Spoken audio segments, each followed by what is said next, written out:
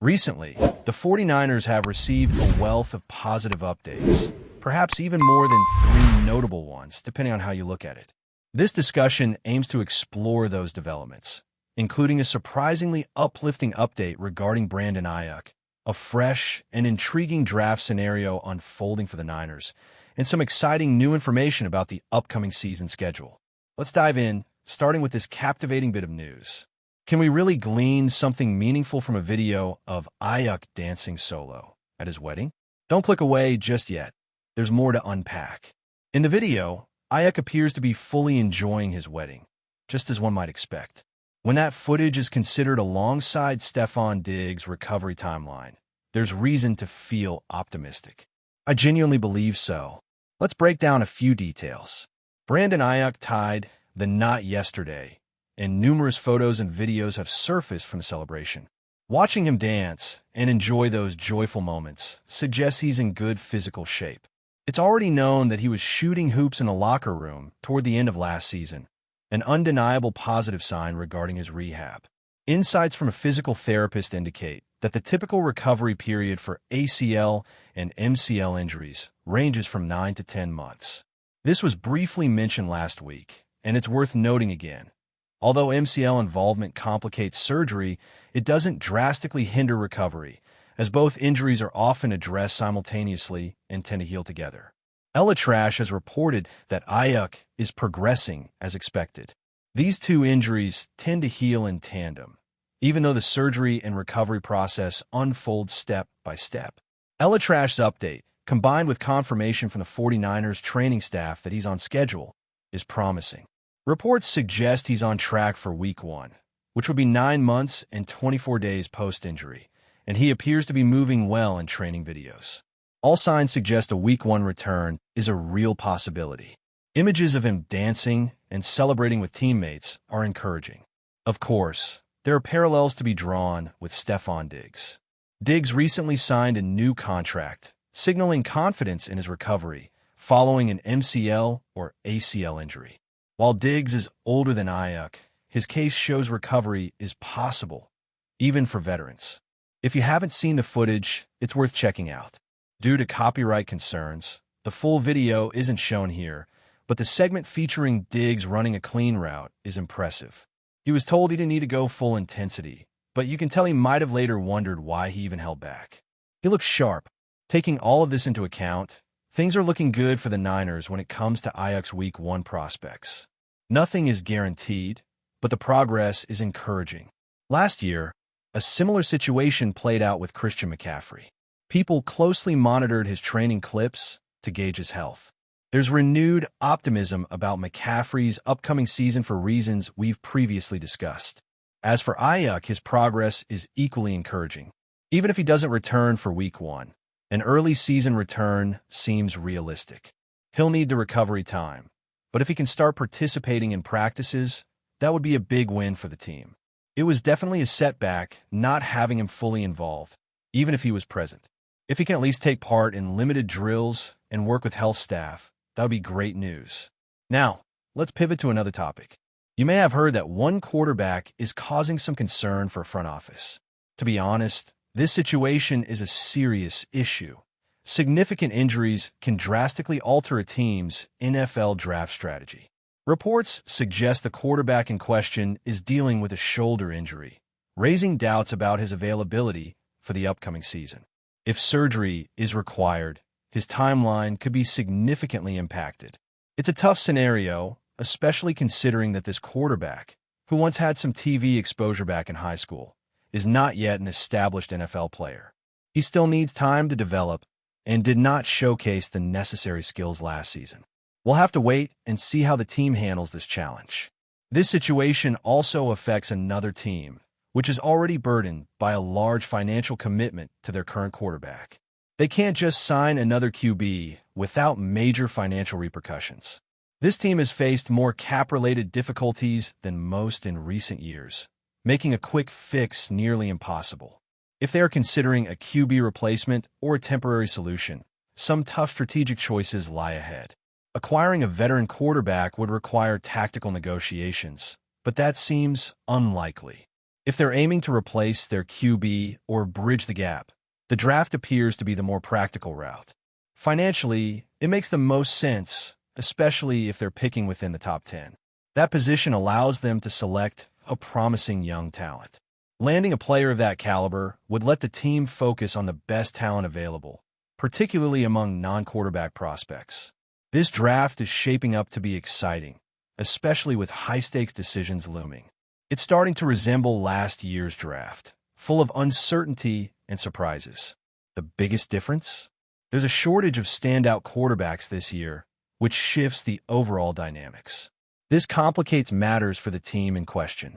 If they were thinking about trading down, it might now be riskier. You may have come across commentary suggesting that the team should seize the opportunity to trade, but I'm not overly optimistic about one particular QB prospect. He's competent, but I don't see him as elite, and I'm unsure whether he has the upside to reach that level. Of course, it's unwise to completely write off a player before they've even stepped onto the field, and we still don't know how things will play out. But that's my current assessment. If that player is still on the board at pick 11, the opportunity to trade back becomes very appealing. Other teams would likely be eager to make a move. Right now, I'm weighing my gut instinct, and I think the 49ers are in a great position if Shedeur Sanders is still on the board at pick 11. If that happens, trading down becomes especially attractive, since many teams might try to move up for a quarterback. This scenario could work out quite well for the Niners. Still, my personal preference is for them to stick with pick 11. While I'd be fine with a trade-down scenario, it wouldn't be a disappointment. I just value the potential of that pick. There's likely to be a lot of talent available at that spot, and I'd love to see the Niners land their top choice player. If they believe they can still get their guy later in the round and choose to trade down, especially if Sanders is still available, that could introduce some complexity. A well-respected article recently highlighted additional compelling aspects of this draft situation, but rather than diving into those now, feel free to pause the screen and read if you're curious. I know we've covered a lot already. The key point I wanted to share should be clear by now. Before moving on, I want to touch briefly on the upcoming schedule reveal. That information came out yesterday, and I believe a league official mentioned on a podcast that the full schedule will likely be announced between May 13th and 15th. They don't usually specify an exact date. Fans just eagerly await the reveal during that window. It's always an exciting moment, especially for the Niners. It's critical for the team to shift certain trends. One of those trends involves rest disparity. In theory, the Niners should benefit from a better rest differential, but that hasn't been the case. They've consistently ranked low in recent seasons. Hopefully, that trend doesn't continue.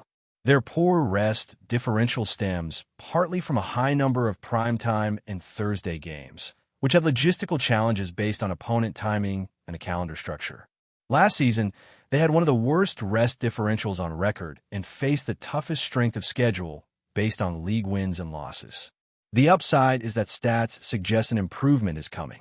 The Niners are projected to get a more favorable schedule in the coming seasons, particularly when it comes to primetime and Thursday night games. It will be a huge win if they don't end up with 6 primetime games next year. The players enjoy those high-profile matchups, but beyond the rest and scheduling concerns, the core issue is about earning their place. I want this team to take the field with the mindset that they belong in prime time, but with the understanding that they need to earn that status. That's the mentality I'm hoping to see. If the team embraces that prove-it attitude, I think it could lead to a real transformation. It's about shifting from a mindset of entitlement to one of achievement. You get what I'm saying? Last season, even with stars like Deebo Samuel, the team lacked that spark. I believe this signals a needed change in mindset. It's time to stop believing the team deserves results and instead focus on earning them. You feel me? Last year, even with high-caliber talent, the vibe wasn't right. Winning consistently is great, but when losses pile up and the occasional win feels shaky, it's concerning. If the narrative is that they lost games they should have won, it's time to stop leaning on that excuse and start securing actual victories. I'm curious to hear your thoughts on this. Feel free to share. I truly believe that avoiding multiple short rest weeks could be game-changing. Facing a Thursday game with a full week's rest while your opponent doesn't, that's a tough break. It's unfair, but it happens, and having one or two such games is almost unavoidable due to scheduling realities. Surprise teams emerge in rough stretches, especially when injuries hit. That's just part of the sport. But I'd love to see the league do more to level the playing field, especially given what the Niners have faced in recent seasons. Let me know what you think in the comments, and thanks for sticking with me.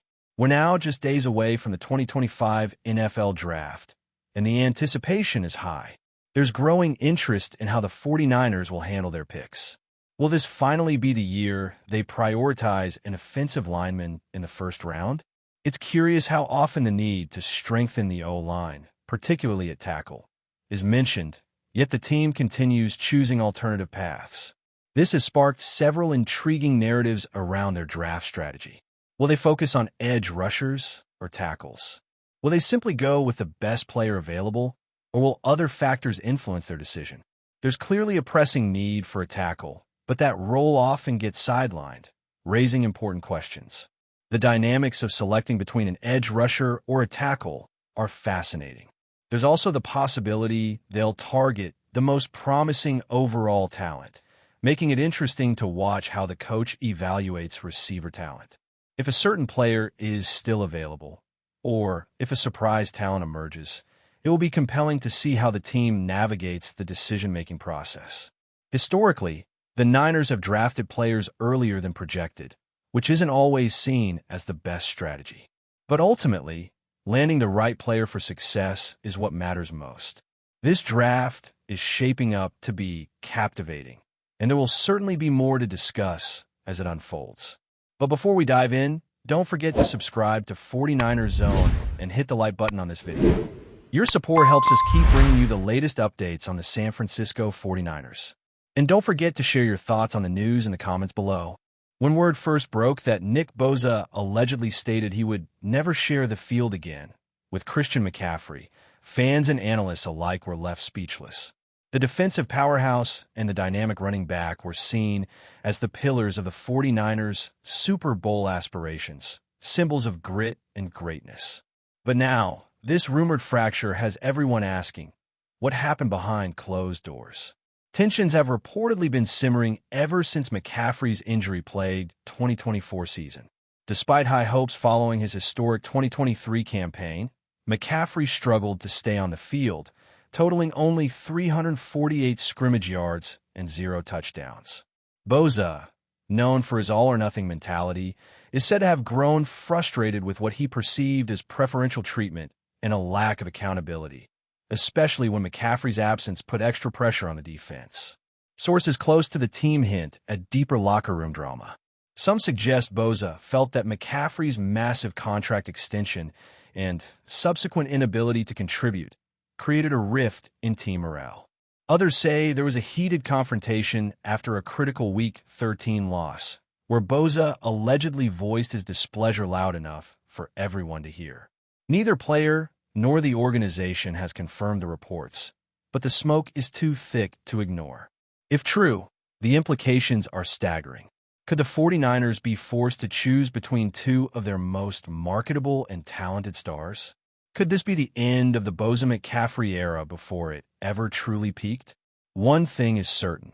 If this rumor proves to be more than just smoke and mirrors, the landscape of the NFL and the fate of San Francisco could shift dramatically. Stay tuned because this story is far from over. Whether a clash of egos or just clever media spin, the drama unfolding in San Francisco has just taken center stage. That's it for this update. If you enjoyed the video and want to keep receiving exclusive news about the San Francisco 49ers, make sure to subscribe to 49ers Zone and give this video a like. We always look forward to hearing your comments and opinions. See you in the next video.